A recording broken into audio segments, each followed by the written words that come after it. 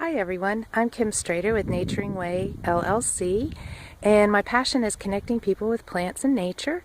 And with all of this stuff that's going on with the COVID-19 virus right now, it can be a little difficult with the social or physical distancing that we are being asked to do, and in groups of no larger than 10.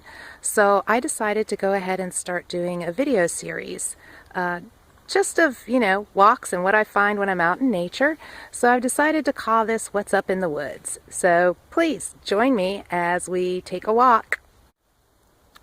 The first plant we'll take a look at is called Spicebush. This plant can be found growing in low-lying areas along rivers and streams, but I've also seen it growing up higher on the ridges. The yellow flowers will turn into red berries in the fall. The foliage on this plant, when it comes out, is a host plant for the Spicebush swallowtail butterfly. Let's just take a few moments and enjoy the beauty of these yellow flowers. Now here's one of my favorites, Virginia bluebells. They carpet low-lying areas along riverbanks and floodplains.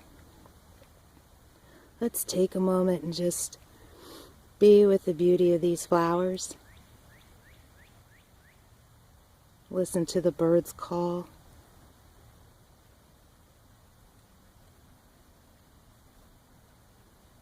Notice how the unopened blooms are this beautiful shade of pink. Fully open blooms are blue.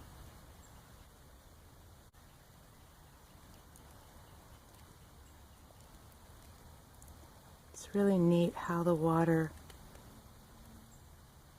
forms little beadlets on the leaves.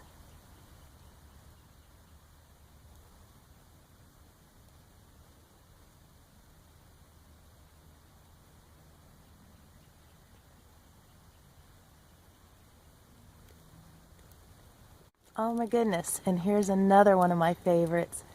Every once in a while, hiding amongst the bluebells, you'll get to see a Dutchman's breeches. See how the flowers look like little breeches? This plant is related to the bleeding heart, which many of you may be familiar with that garden.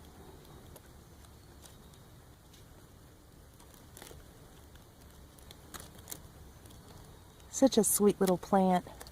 Here's another plant to be aware of in amongst our sea of bluebells, and it is garlic mustard. So this plant is what we call an invasive plant.